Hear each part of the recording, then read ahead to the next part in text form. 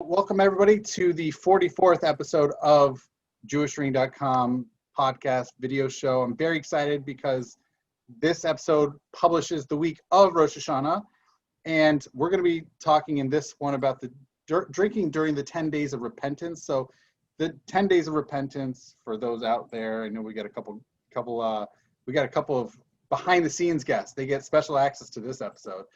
So in addition to those two, but everybody out there, if it includes basically the period between Rosh Hashanah and Yom Kippur. But for our purposes, it's also the week in between, but also sort of the bracketing of Rosh Hashanah and Yom Kippur as well. So basically pre-Rosh Hashanah, post-Yom Kippur we'll get to as well. All right. So I have a cute little picture I took with wine and an awesome shofar. So we have, okay. Let's start off with pre-Rosh Hashanah, right? So Erev Rosh Hashanah, and before I really get into the sources, I'm just going to say this is more of like a cursory introduction to drinking during the 10 days of repentance. I am not claiming that this is a full, in-depth, next level. It could be something that we do a cursory look at drinking during the 10 days of repentance this year, and then next year it's sort of like the 200 level or the 300 level. But this is the introductory level, drinking during the 10 days of repentance. Now, for those who are used to my teaching and used to my style, I love Talmud, I love rabbinic literature, and I often draw upon those texts, and I love also doing historical, how things change and develop. But this one actually is mostly just going to be, again, it's more of an introductory style, more along the surface. So we're going to do a lot of the Shulchan Aruch. It's a 16th century work that goes through lots of different laws in Jewish life. So, all right, we good so far? Any questions? All right, so mostly Shulchan Aruch. We get some other little texts, but it's not fully in depth, and who knows? A year or two from now, we could go further in depth. Awesome. Okay, so first, let's kick off with Erev Rosh Hashanah, the day before Rosh Hashanah. We have here in the Shulchan Aruch, and the Shulchan Aruch written in the 16th century by Rabbi Yosef Karo. So we're going to see when we see here the Shulchan Aruch, which translates to set table. We also have Rabbi Moshe Isserlis's comments thereupon, and they're roughly contemporaries, except Rabbi Isserlis lives in Poland, whereas Rabbi Karo is in the Ottoman Empire. Rabbi Karo writes, we have the custom to fast on the eve of Rosh Hashanah, which is interesting. Rosh Hashanah is the day of judgment. There's a lot of trepidation, a lot of fear of what could be, because this is we're getting judged. Rabbi Isserlis writes upon this that, which is really fascinating. Some even fast every day. That's fine, but ultimately, apparently there's some custom to fast on Rosh Hashanah. I'm sorry, the Erev Rosh Hashanah. That's actually a key. There's a lot of trepidation leading up to Rosh Hashanah. Actually, speaking of eating and drinking, I know one of our guests is currently working on the eating process and getting food made, but I'm having a little Woodford Reserve. Edie, you got anything? Yes, I am having, I forget whose Chardonnay it is, but it's a Chardonnay. Cool. Michael, you got anything, or are you just focusing on dinner? I'm focusing on dinner, but I do have, one sec. It's not so much a sipping drink as much as it is a downing one, but Sure. I do have some citrus lemon Smirnoff. You can sip that too. I would even sip gin, so I'm sort of the exception. But well, l'chaim, everybody, to a happy and healthy New Year season. I can't believe I didn't lead off with a l'chaim. All right. So basically, the idea is custom pre-fasting, pre-Rosh Hashanah fasting, okay? Now let's get to the real action, which is Rosh Hashanah. So as we kick things off for Rosh Hashanah, there are these customs. So I didn't translate here the Rabbi Karo's piece about what people are, all these different fun little foods that people eat, and these cute little puns that people say in both Hebrew and Aramaic, and people talk in English, fun little, I'm not going to go into it. But more interestingly for our purposes is Rabbi Isserlis's comment that there are some who are accustomed to eat a sweet apple with honey. So apples and honey, and both of these, sweet apple and honey, are sweet things. and they say, may you renew upon us may we have a sweet new year, a totally new year. And that's how we're accustomed. And some da-da-da-da. And then he finishes off, and we are accustomed to eat fatty meats and all sorts of sweets. The theme here is sweet, sweet, sweet, sweet, sweet. It makes me think, just like a cursory look, I'm curious to see if anybody actually comments on this, but not to have bitter stuff, right? Not to have, to avoid bitter things and to go towards sweet. So if we were to think about how that might translate also into our beverages, how might we appropriately drink in a sweet new year? Maybe we go more towards sweet drinks as opposed to necessarily, and I know my fellow beer lovers are going to hate this, that this is coming out of my mouth, but maybe we should avoid bitter beer, right? If we're thinking about beer, let's go in a sweet fashion, right? So that we can have a sweet new year and avoid the bitterness of a year. Michael, you got something? We should have like mead, right? Exactly. So maybe if you wanted to go along the lines of what Rabbi Yitzhak is saying here, as far as apples and honey, could be mead. It could be an apple cider. And these are both sweet things, and these dovetail in just lovely with the custom of having sweet apples and honey. Mm. Of course, you can even do, which is really, I don't know if you've ever tried this, but you can also mix in, if you take an apple cider and throw in a little honey liqueur into that, it's a lovely concoction. Obviously, it boosts the alcohol content of that cider. It's a really festive Rosh Hashanah beverage for a sweet new year. All right. So that's just thinking about sort of what we drink in general, and maybe just thinking about avoiding some bitter beverages. So it's an interesting direction. So I mentioned it's the Day of Judgment, right? There's fasting erev Rosh Hashanah on the day before Rosh Hashanah, but on the actual day of Rosh Hashanah, so Rabbi Cairo actually says, Ochlim v'shosim v'smechim, that you eat, you drink, and you're going to be happy. V'ein mitanin b'Rosh Hashanah. Don't fast. It's not a day of fasting.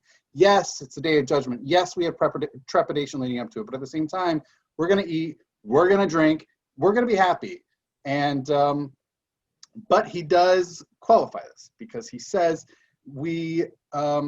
and he actually includes the entire week that follows Rosh Hashanah, that not to eat kol sava'am. Don't eat to full satiation, in order so that we maintain a sense of, I don't know, a level-headedness, as it were, and that we still maintain a fear of God. It sounds like throughout this week, right?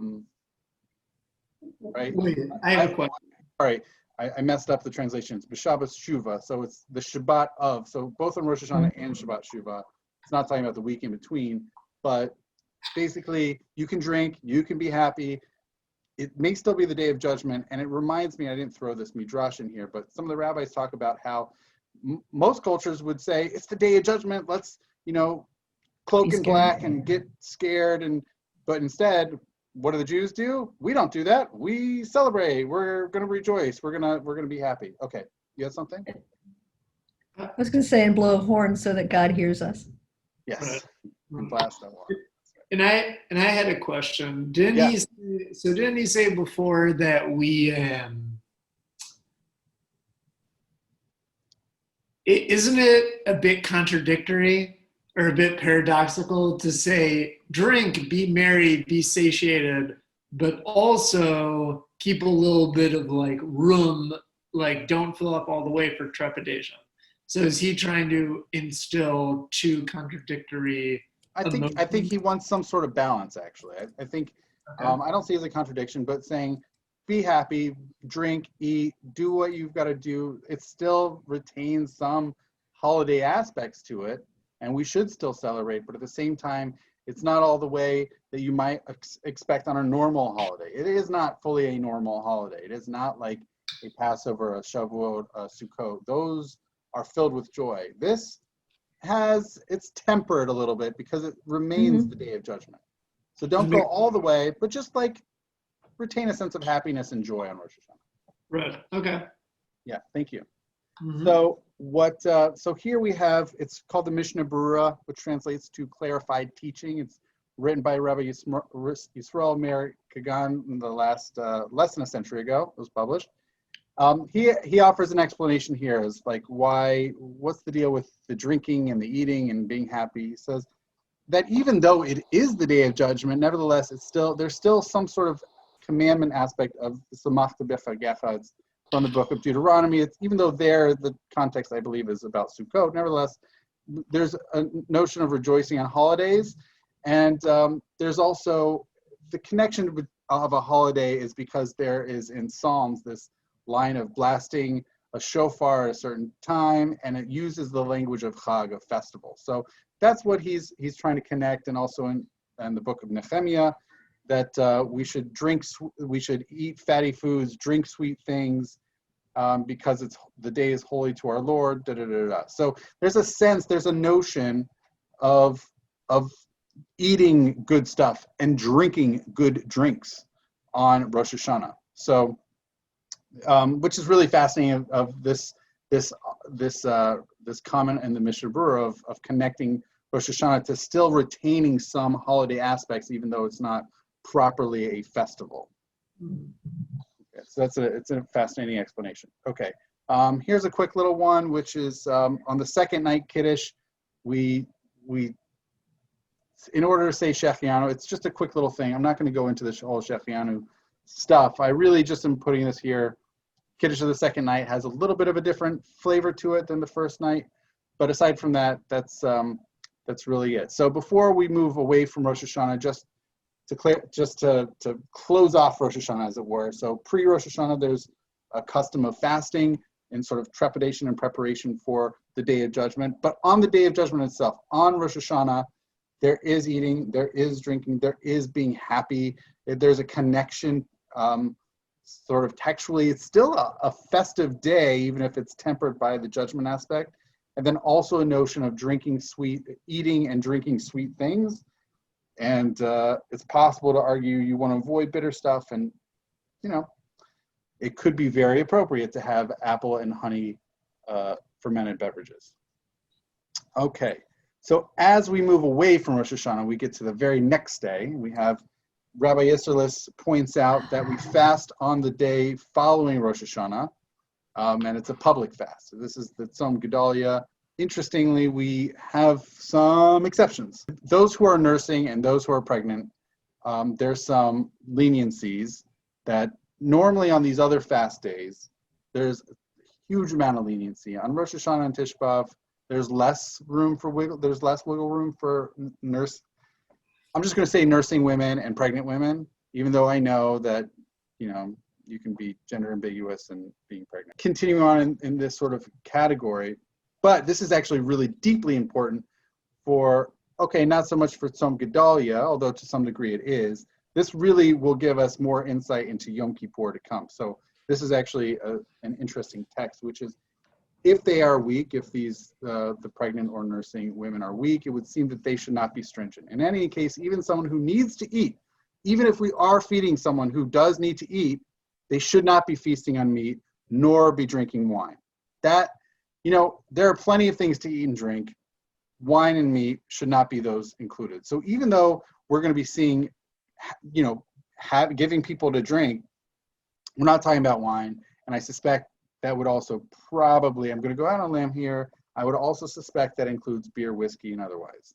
So that, yes, on Tzom Gedalia, but I'm going to throw it also. There's definitely more leniency on Tzom Gedalia, yes, for pregnant and nursing women. So there's definitely more room. So they don't need to fast on Tzom Gedalia. There's a lot of wiggle room for Tzom Gedalia. Yom Kippur has a lot less wiggle room. But ultimately, it's not about meat and wine. And for our purposes, the wine's the important part. And then even if you want to think around the bottom part is, what about those who are below bar bat mitzvah age and are not fully required to actually be fasting? Nevertheless, it's not like they're having the best foods in the world on a fast day, whether that's Tzom Gedalia or more importantly for Yom Kippur. We still want to train them to think that ultimately it's not really necessarily a day of having the best foods. You're not getting sugared up on all sorts of candy on Yom Kippur, but that there's a certain seriousness to the day. One little piece before we get to Yom Kippur, which is during this time period, this week that intercedes between Rosh Hashanah and Yom Kippur, there's an interesting halacha which actually doesn't at all touch on drinking, which I'm pretty surprised by, which is even one who is not careful regarding refraining from eating Gentile bread in the rest of the year, even during this week, they should be careful. Which I was very concerned, maybe if one, normally has Gentile beer throughout the year, should maybe be careful from having Gentile beer during this week. That seems to have made it through, that slipped through. Yeah, eating. No, I can totally see the extrapolation though. Yeah. Wheat, rye, all the things you would make bread out of. Yeah, definitely. So it could easily go in that direction. Fence it. And maybe, Yeah. maybe they just didn't get to it because they didn't want to. Gentile beer is a that'll have to be a separate conversation.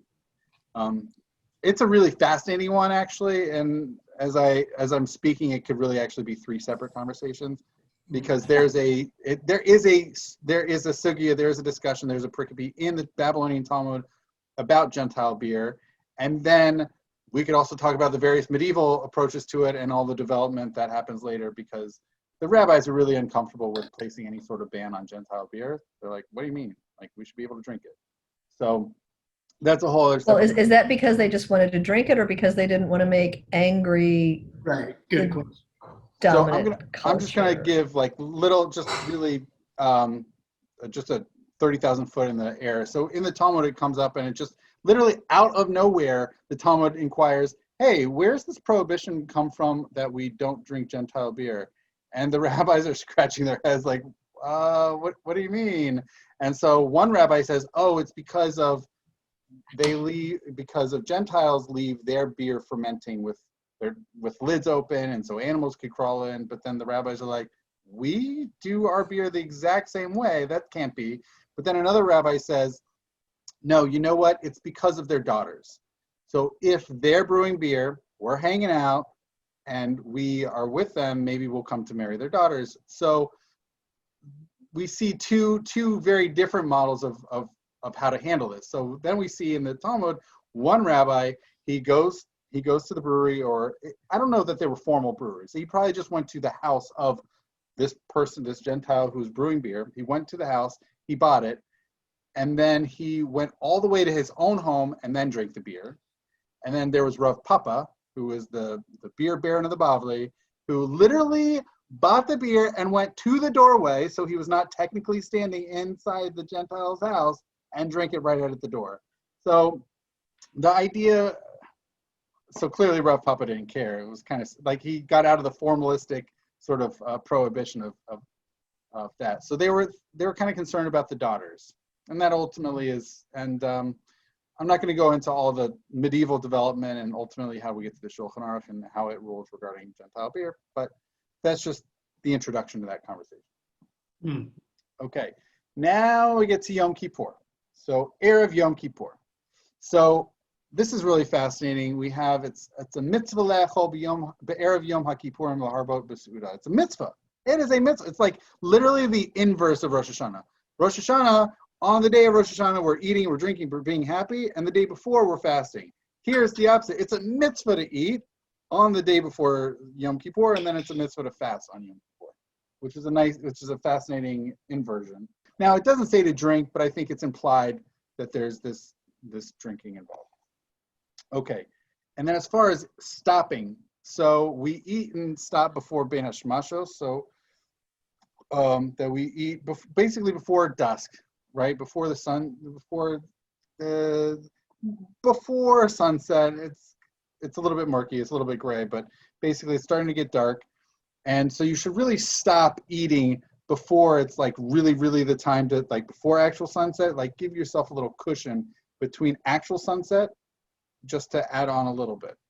So this is a really fascinating thing. This comes straight out of the Talmud as far as the language goes. So women who are eating and drinking until actual dark, until the sun sets. So they don't know that it's a command to add on to increase the holiness of Yom Kippur. So don't stop them, just let them do it. Now, I think it's usually, he's quoting literally from the Talmud. I think in the Talmud, the idea was that the women were sort of not as knowledgeable as the men, because the men were sort of the rabbinic elite, and they didn't necessarily maybe communicate that to the women. But I think It's not literally women. I think it's just really anybody who's really just not as knowledgeable as the fine particular details of trying to give that cushion between actual full-on dark and just like the dusk time preceding it. But I thought this was interesting because it literally calls out drinking. Now, starts to get a little bit interesting, okay? Because also on the eve of Yom Kippur, we have here, Rabbi Cairo writes, on the eve of Yom Kippur, so it's a mitzvah to eat. We saw that just 2 texts ago. It's a mitzvah to eat on Erev Yom Kippur. He says, but you should only have light foods light foods to easily digest in order that you not be just so just stuffed when it actually comes around to Yom Kippur. Now this is where it gets really fascinating because Rabbi Yisrael says, similarly, we do not eat things that heat the body so that it does not come to someone have a nocturnal emission, and also not to eat milk products that increase seed or maybe fatty products but yet by the morning meal, people eat them. So morning is one thing, but in the afternoon, as you get closer, there's a greater temporal proximity to Yom Kippur. But in the morning, there could be enough time for these things to digest and get processed by the body. But had in the afternoon or closer to Yom Kippur, that could be more problematic. Wait, question. Yeah. So, like, your Erev Yom Kippur meal, you can't have soup? Let me read this next one. So this is again Rabbi Kagan, Rabbi Yisrael Meir Kagan. So in his clarified teaching, Mishnah Berurah, so he gives a couple of examples, but then, actually, you know what I should do because it's Zoom and I can do this. All right. So one of the examples is Yayin Tov. So he mentions these things, Shami V'Karkum, but then, and good wine. Maybe good wine on Erev Yom Kippur is not a great idea. V'zeh Eino Asur, and he says it's not forbidden except at the Suda Hamafseket. Meaning you could have wine at lunchtime on Erev Yom Kippur. You could have it in the morning. You could have it at lunchtime. You could even have it in the afternoon, but not at the final meal prior to Yom Kippur, as far as wine goes. And then he says things, Devarim Hamarbim Zera, so things that increase, I guess, semen in the body, Kikon Macha Echelav, and other things that it's fit to be careful of those, really the entirety of the day. But at least, it's one thing, people are going to eat them in the morning time, fine, but at least don't have them midday, afternoon, etc. So it's another like stop to wine, which is, don't have wine at the Suda HaMafseket, at that final meal prior to Yom Kippur. I think a theory on that also is if you have wine at the final meal, your judgment's impaired. And then the sun goes down, but your judgment's impaired and you're like, maybe I could rationalize a little more, which is not good. Possibly. I mean, it doesn't say lunch, not at, it's interesting because when I think about the Suda HaMafseket, the final meal prior to the fast, my mind instantly goes to Tish B'Av. Now, Tish B'Av is very similar, and in the Mishnah itself, it states that the entirety of the day leading up to Tish B'Av, no wine is allowed. Okay, the entire day. Now, here it's saying, look, just don't have wine at the final meal. One thing to have at lunchtime, even early afternoon, but whatever you don't have it at that final meal. But here it's really expressing it. First of all, it's a much later commentator, so it's not even in the Shulchan Aruch. It doesn't even make it into there. But I think the concern really here is all about the seminal emission. It's not even a focus on the wine itself. It's just all these things that increase the possibility of a nocturnal emission are cause for concern. And so what goes into the body comes out, and da da da da. So I think this good wine concern. I think that's really more where the concern is at than necessarily where one's mental state is entering Yom Kippur. Now we've talked so much about leading up to Yom Kippur. Let's talk about the day of Yom Kippur. So we have here the Yom Kippur, the day, the nighttime, not the eve. Okay, the night. All right, the night of Yom Kippur is identical to the practice. All these different things. And yes, our topic, drinking, is included as a prohibition. And similarly, Shulchan Aruch and Rabbi Cairo further writes, one who drinks on Yom Kippur to fill up one's cheeks is they've transgressed the prohibition of afflicting ourselves. And we measured out whatever we say cheek fills, but basically Rabbi Cairo says it's not a standard measurement. It's just everybody. If you have big cheeks, so more. If you have little cheeks, then less. It's really about that. And when he says it's not actually filling up your cheeks, just enough that if you could fill up a liquid to one particular side. So I've got some seltzer here in addition to my whiskey. So it'd be that amount. Okay, so whatever that is for everybody has different size mouths and cheeks, so it's according to someone's size.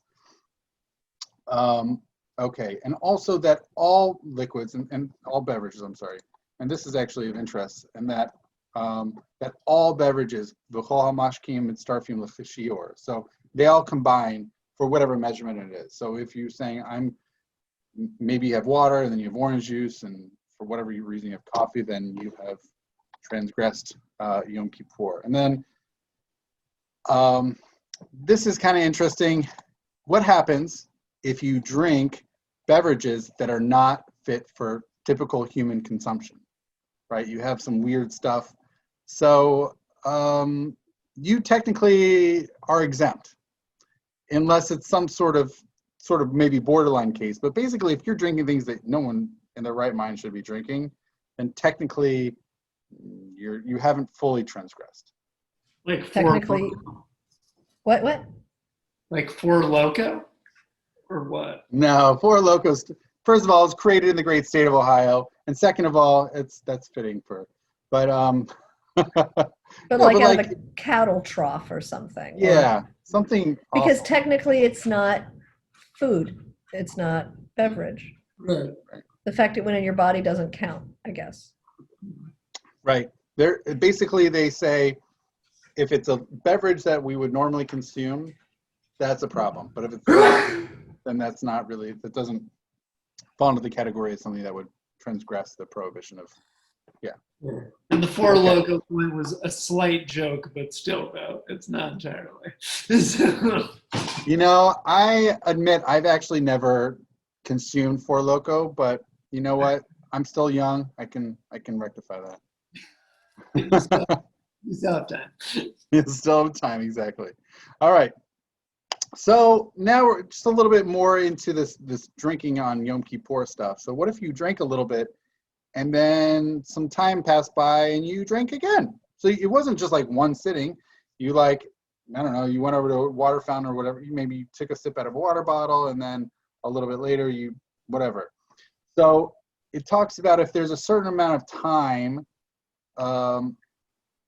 for you to drink a certain amount, whatever. But I'm not going to go into all the details. But basically, things can combine. But if it's a far enough temporal distance, then they count as separate things and they don't combine.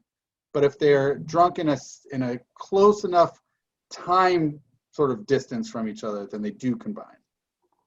Okay.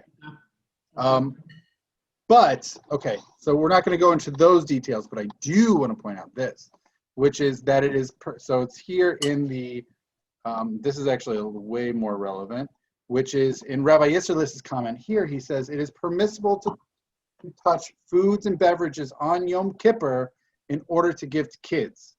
And we're not worried that maybe while we're handling this food or the beverages and we're handing them off to the kids that we'll eat it or drink it ourselves, just because we touched it, right? So I think that's a nice, especially for those with kids or taking care of kids or whomever, that it's not to say like, oh, I can't touch it. Maybe I'll accidentally swallow it. It's fine. You can.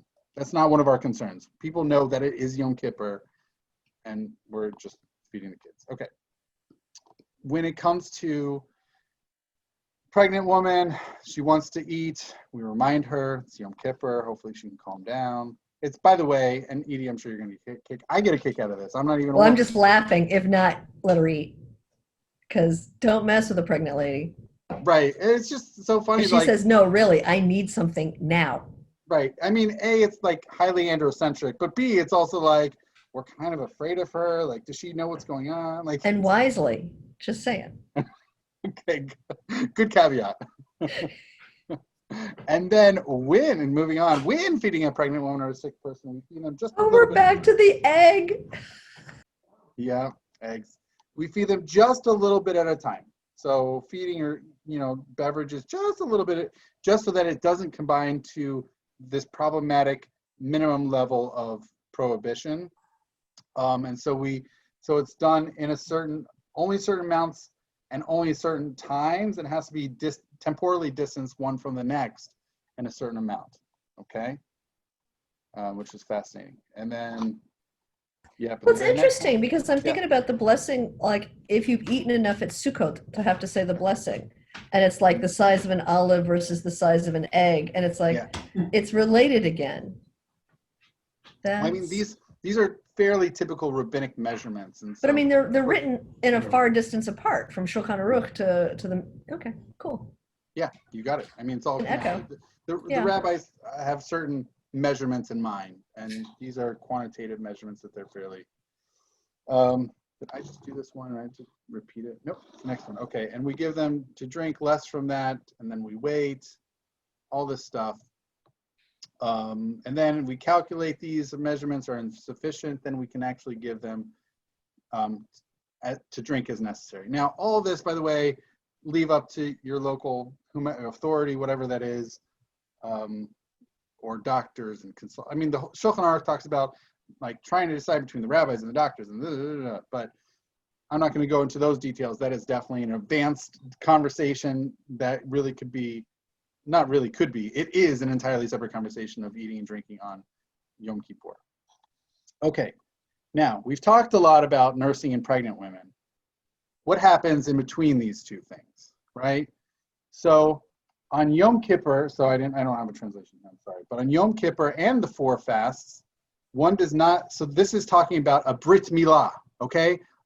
Babies get born, and by the way, last Yom Kippur when I was at synagogue, Michael, when I was at Shari Torah, they had a Brit Milah in Shul on Yom Kippur. So they actually stopped services and they brought out the 8-day-old baby and they had a Brit Milah right there. That is so cool. Yeah, so so it does happen. My most recent Yom Kippur, there was a Brit Milah in Shul. It's probably the least expensive Brit Milah food catering. There's something to be said for it. That's right. So if you can plan, try to have a Yom Kippur bris. Okay, so normally for a Brit Milah, there's a cup of wine and someone drinks it. But on a fast day, that becomes a problem. So on Yom Kippur and also the 4 fast days, one does not bless upon a cup. And this, by the way, for our purposes, is not only relevant for Yom Kippur, but also for Tzom Gedalia, for that day after Rosh Hashanah. Mm-hmm. One doesn't bless on the cup. However, on the 3 fasts, the woman who has given birth, who maybe she's not fasting, so on the 3 fasts, including Tzom Gedalia, which is part of our 10 days of repentance, she's not fasting. So she gets that's an easy out. She's not fasting. So she actually can bless upon the cup and she drinks from it, right? Not anybody else. She drinks from it. If she listens to the bracha and she, yeah, okay. But, okay, now we get to the but. But on Yom Kippur, so that works for Tzom Gedalia, okay?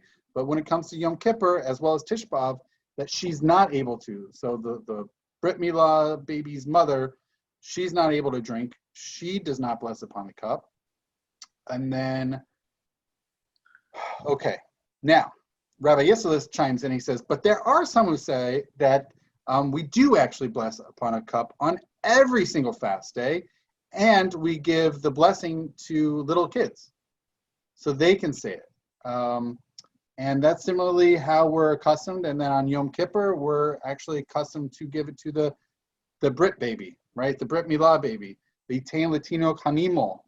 So, which is fascinating. So it's not that we don't say, I mean, it's an opportunity for a blessing. It's a Brit Milah. How can we not? Even on Yom Kippur. So this idea of like, Rabbi Cairo says, no, on Yom Kippur, we don't do it.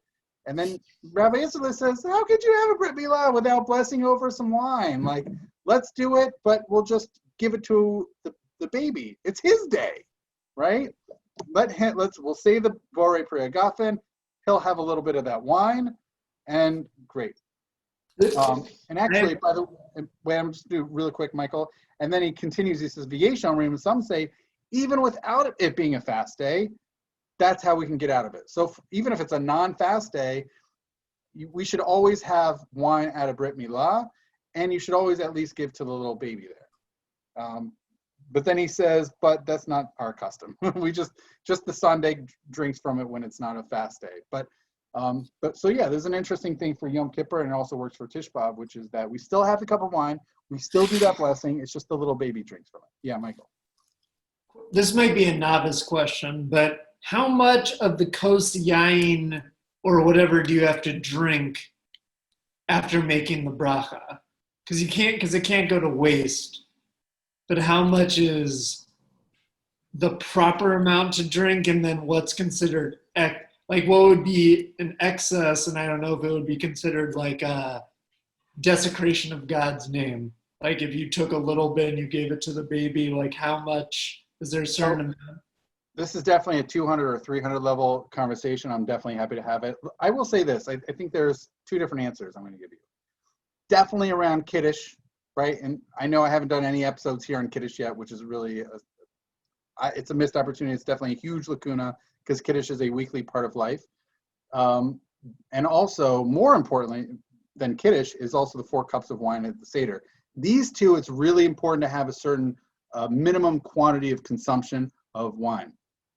But when you're just saying a Borei Pri Hagafen, or really any other blessing, as long as you're having a little bit, the blessing's good, right? The blessing basically serves as the unlock for you to consume what you're eating or drinking.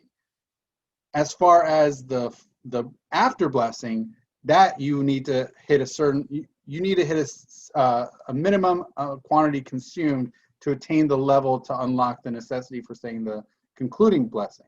So here, you'd say the Borei Pri Hagafen here, but no one would need to say the concluding Al Hagefen blessing.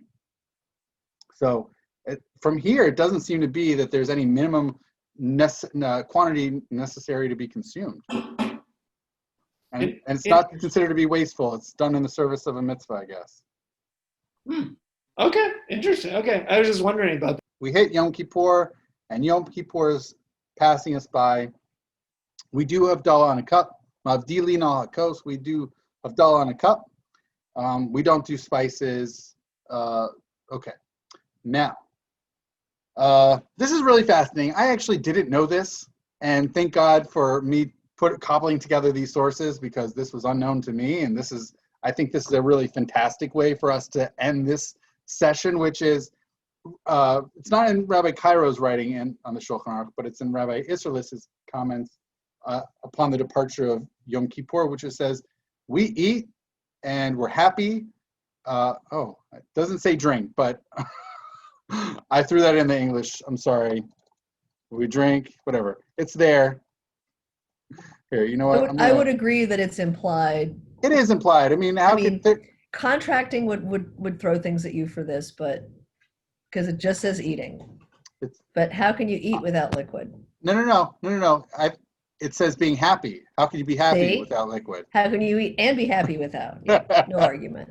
Right, it's implied. Like, how could you eat and be happy without drinking? So I think there's certainly something to be said, and it's really fascinating because of the reason he offers, which is the heavy Kitzatz Yom Tov. It's kind of a holiday. We survived Yom Kippur. Let's eat and drink and be merry, right? The old joke, but I'm laughing because that whole way to take it, Yom Kippur, semicolon. So the departure of Yom Kippur is the holiday? Yeah, because we survived. Grammar is critical here. It's awesome. Right, and also I think it's also, it's really fascinating because Yom Kippur, there's a lot of energy. Not only just time energy and personal energy, but emotional energy, religious energy focused and devoted to Yom Kippur and the day leading up to it. It's a mitzvah to eat, and we have to be careful about when we can and cannot eat leading up to Yom Kippur. We get through it. it's a really fascinating idea that upon the departure of Yom Kippur, we survive this. This is, we can't, I almost feel that this notion of like eating and drinking, being happy upon the departure of Yom Kippur is almost like a celebration that like, this is, we can't just like leave it. Like there's a lot of powerful Jewish religious energy around this. So let's be happy. Let's just enjoy the moment. I didn't include it here, Michael, I know you have something, but one other thing that's also included is some people have a custom that also really taking the momentum from Yom Kippur and like literally going out and like hammering the first nail of the sukkah. Like you're taking the momentum with you. So you're like, don't let a good opportunity go to waste, right? Take the energy with you and leverage it for momentum for what you're going to do. And to some degree, yes, the sukkah is like a very practical aspect going forward, but there's something in the moment itself of let's celebrate this and then we can move on. That's a wrap for us. Edie, Michael, do you have any questions? No, but this is awesome. I'm already like thinking of how I'm going to leverage some of this. Thank you. My pleasure. And thank you for joining. Oh, it was great. Thank Awesome. you. Very informative. And I Awesome. think, yeah, I'll sit with it. Awesome. Yeah. Thank you. Okay, But so we need to let it marinate like an yes, olive. there we go. Marinate. Awesome. All right. So Edie and Michael, thank you so much for joining. This is nice to have you sort of behind the scenes on the production of this episode. And thank you so much for being with us. And can't forget L'chaim. I have like 2 drops left. All right, L'chaim, everybody, and may everybody have a sweet new year. All right.